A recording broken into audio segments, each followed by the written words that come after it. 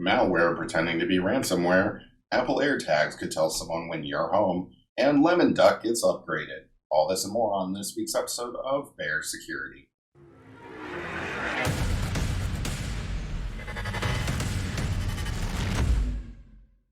Welcome to Bear Security, a weekly quick take on topics affecting our businesses, clients, careers, and communities in cybersecurity. I'm Chris Cly, and here are the stories for the week of May 22nd, 2021. Our top story is about malware that acts like it's ransomware. The Hacker News reported that Microsoft's security intelligence team had posted a series of tweets this week regarding a massive email campaign that's pushing Java-based Strat malware. This particular malware disguises itself as a ransomware infection, appending the file name extension .crimson to files, but not actually encrypting them. Meanwhile, the malware establishes connections to a command and control server where it can be instructed to collect browser passwords, log keystrokes, and run remote commands.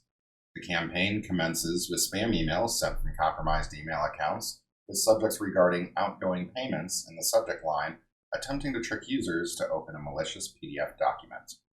Microsoft has posted the IOCs associated with this campaign on their GitHub, and you can also read the entire story over at the Hacker News to see more details. Links for both are in the description. If you're using Apple AirTags or looking into buying them, this may be of interest to you. Vice is reporting that security researchers have identified that a feature of Find My that displays when an AirTag was last seen could give away that you are away from your home. By design, an AirTag updates the owner of its position and the last time it transmitted said position via the iPhone Find My app. While the feature is intended to let the owner when the tag was near an iPhone, the owner of the tag could infer, based on this information, the last time their AirTag was near an iPhone. The theory is that since iPhones often travel with their owners, the absence of one at a location could suggest that there are no people around, and through that, tell you not only when they have arrived or left, but also how long they have been away. This could empower someone with ill intentions to leave an AirTag in a place of interest, and if discovered, just say it was a mistake. Researchers believe Apple could mitigate these risks through some changes, but no word yet from Apple. You can read the entire story about the research over on Vice, and links to it are in the description. Cisco Talos published some research last week regarding the cryptocurrency mining botnet named Lemon Duck. They say that since April 2021, they have observed upgraded infrastructure and new components associated with the botnet, which targets unpatched Microsoft Exchange servers and attempts to download and execute payloads for Cobalt Strike DNS beacons. Cisco Talos says shortly after Microsoft had disclosed Exchange server vulnerabilities back on March 2nd, they observed various threat actors, including Lemon Duck, seeking to exploit these vulnerabilities to gain initial exploitation into environments before security patches were made available. The research goes on to advise that once a system is compromised by Lemon Duck, they often attempt to retrieve additional components and modules from attacker-controlled web servers, largely using PowerShell.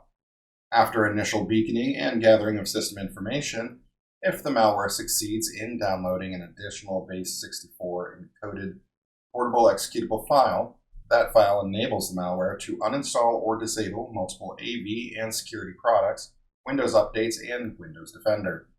You can view the full breakdown over on the Talos Intelligence blog with the link in the description.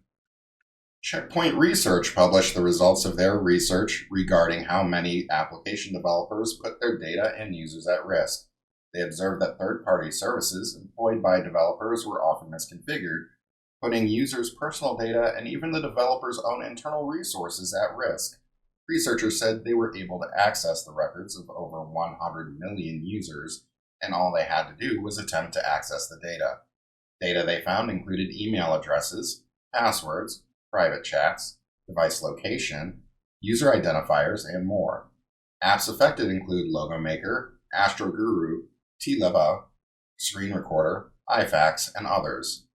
Third-party libraries and services are of course nothing new, and a developer not doing their due diligence or taking the time to properly configure them can lead to these kinds of situations. The best defense users can take is to be sure to limit permissions to only what is necessary and only download apps that you trust. You can view the full research and how it was conducted by visiting the Checkpoint research blog through the link in the description. Gartner released a report this week that indicates worldwide spending on information security and risk management technologies is forecast to grow another 12.4% to reach over $150 billion this year. That's double the increase in 2020, which came in at just about 6.4%. Gartner says the growth is relating to continued demand for remote worker technologies, cloud, security, and grappling with security and regulatory demands. You can view the full report over at Gartner via the link in the description. Finally, there are two resources we wanted to mention for those blue teamers or defenders who check out the cast. The first is from the Cybersecurity and Infrastructure Security Agency. CISA has released eviction guidelines for those affected by SolarWinds or M365 and Active Directory compromises associated with it. The second is from the U.S. Department of Defense. The DoD has released their first version of their Zero Trust reference architecture documents. This can be a good resource for those who are looking into considering or deploying a Zero Trust configuration. Links to both of these useful resources are in the description, or you can find them at syntaxbearer.io. That is all for this week's episode of BRRR Security. Thanks for tuning in. As always, links for everything mentioned can be found in the description. Come back every Saturday, or visit the website syntaxbearer.io for other formats that are available. Be sure to like and subscribe, and if you have any comments or would like to see us cover something, please let us know. This is Chris Cly signing off. Stay safe out there, friends.